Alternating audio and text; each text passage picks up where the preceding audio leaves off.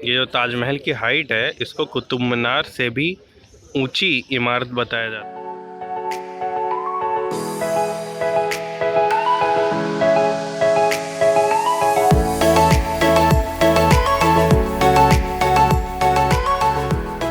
Good evening guys, मैं हूँ Ashutosh Dwivedi and once again welcome back to the channel. अभी मैं खड़ा हूँ दुनिया के 7 आश्चर्य में से एक ताजमहल के सामने, और ये है ताजमहल का फ्रंट डोर। यहाँ से हम लोग एंट्री करेंगे। वहाँ से अभी मैं उधर से टिकट लेके आ रहा हूँ।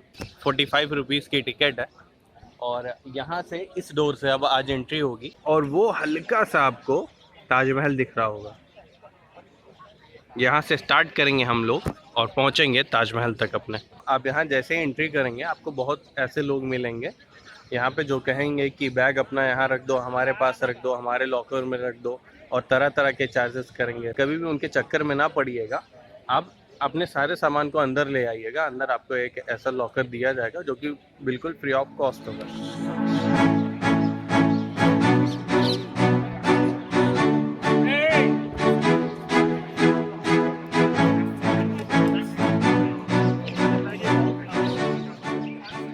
ये फ्रंट है अपना, और वहाँ सामने हमको ताजमहल दिख रहा है अपना।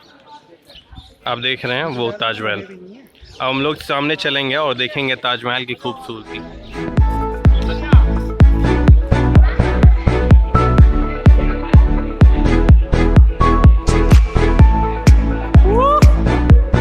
और ये रहा खूबसूरत ताज।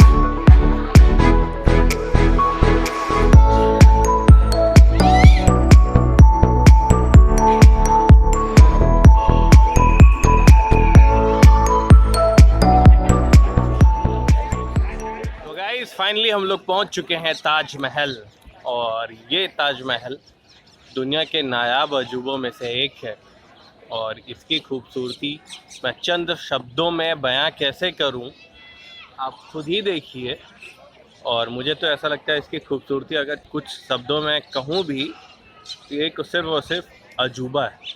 इसको बनाने में टोटल 22 साल लगे थे। ऐसा कहा जाता है कि ताजमहल की जो चारों पिलर हैं, इनका सपोर्ट आप खुद अगर ध्यान से देखिए तो ताजमहल के पीछे की तरफ रखा जाता है, ताकि कभी भी अगर अर्थक्वेक आए या डिज़ास्टर आए, इन दैट केस ये पिलर्स कभी भी ताज पे ना गिरे और ताज हमारा डैमेज ना हो। During the period of second world war, ये ऊपर का ये जो सर्कल है, इस पूरे एरिया को बांस से गवर्नमेंट ने ढक दिया था। पूरे एरिया को बांस से ढक दिया था, ताकि किसी को भी ताज का निशान पता ना चले, किसी को भी पता ना चले ताज कहाँ है, और ऊपर बाई एयर इस पर कोई अटैक कर ना सके। आप अगर गूगल करेंगे तो ये इमेज आपको मिलेगा। सेकेंड वर्ल्ड वॉर के टाइम पे इस पूरे एरिया को बांस से ढक दिया गया था, लकड़ी से पूरा इसका ढक दिया गया था। सिर्फ वो नीचे पिलर्स बचे थे और ये इतना एरिया बचा था। मेरे पीछे मौजूद आप भीड़ देख सकते हैं, कितने लोग ताजमहल देखने आते हैं हर दिन। आप खुद देखिए कितने लोग देखने आते हैं ताजमहल। पूरा देखिए, ये रश देखिए, कितने लोग देखने आते हैं।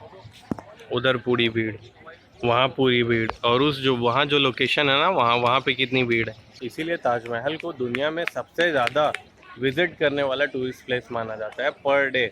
यहाँ पे कम से कम 22 लाख लोग आते हैं पर डे इसको देखने के लिए। भारत की ये किस्मत है कि ऐसा एक मॉन्यूमेंट भारत के पास है। आज कई लोग वर्ल्ड में सिर्फ ये ताज इंडिया में होने की वजह से इंडिया को जानते हैं।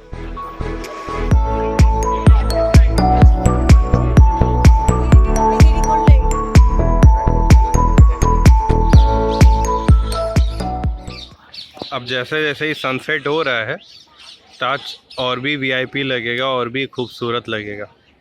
अभी तक हम लोग वहाँ थे, वहाँ से टिकट लेके उधर से एंट्री हुई है, और हम लोग के सामने फ्रंट हमेशा ये दिखाया जाता है। पब्लिक के लिए फ्रंट हमेशा ये साइड होता है, लेकिन वास्तव में इस ताजमहल का जो फ्रंट था वो उधर से होता था। मैं उधर चल के वहाँ से आपको दिखाऊंगा। फ्रंट शाहजहाँ ने उधर बनवाया था, ताकि वो उधर यमुना नदी से आए नाव के थ्रू, और वहाँ उतरे, वहाँ से वो एंट्री करे। ये तो हम हमेशा ताजमहल का पिछला हिस्सा देखने को ही पाते हैं।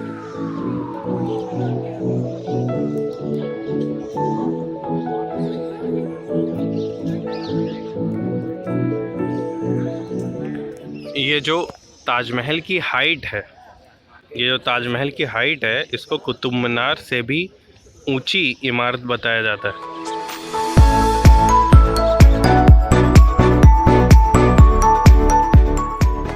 इधर ताज है और ताजमहल के जस्ट बगल में यमुना नदी।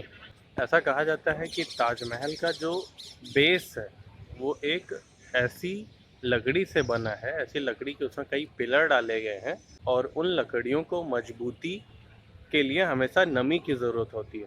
उन लकड़ियों की जो नमी की रिक्वायरमेंट रहती है वो यमुना नदी के ही थ्रू पूरी होती है और यही रीज़न है, यमुना नदी अगर आज ना होती तो शायद ताजमहल आज खड़ा ना होता। ये आप गूगल कर सकते हैं। ताजमहल का जो बेस है वो ऐसी लकड़ियों से बना है जिससे नमी यमुना नदी के थ्रू मिलती है और उसमें जितनी नमी मिलती है वो उतना ही मजबूत और उसकी लाइफ उतनी ही बढ़ जाती है। इसीलिए ताजमहल आज भी पहले की तरह नायाब बना हुआ है। जिस फ्रेंड की मैं बात कर रहा था वो ये है।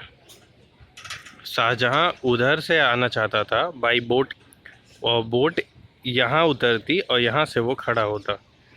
ये हटना आगे से आओ।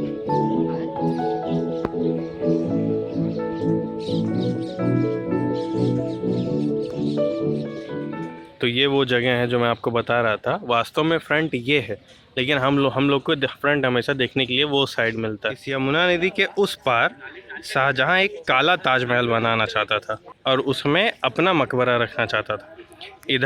इधर मुमताज़ का मकबरा और उधर उसका मकबरा। वो चाहता था जब उसे उसकी याद आती वो उससे मुमताज़ से मिलने सफ़ेद ताजमहल में आया करता था।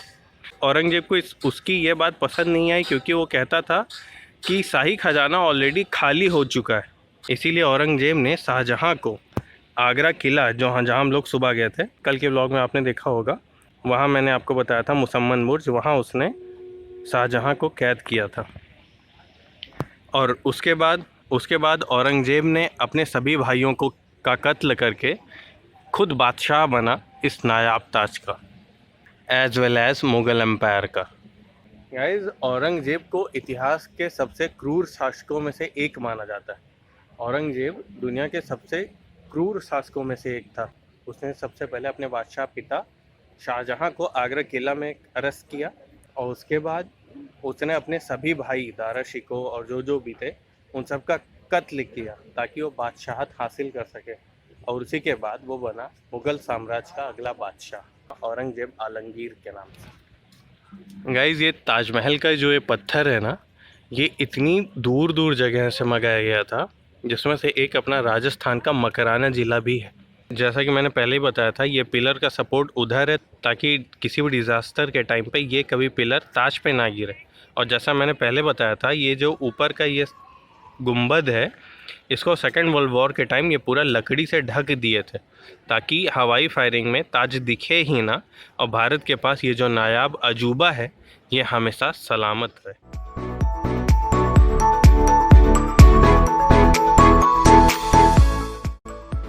वक्त देना अपने रिश्तों को ए यारो,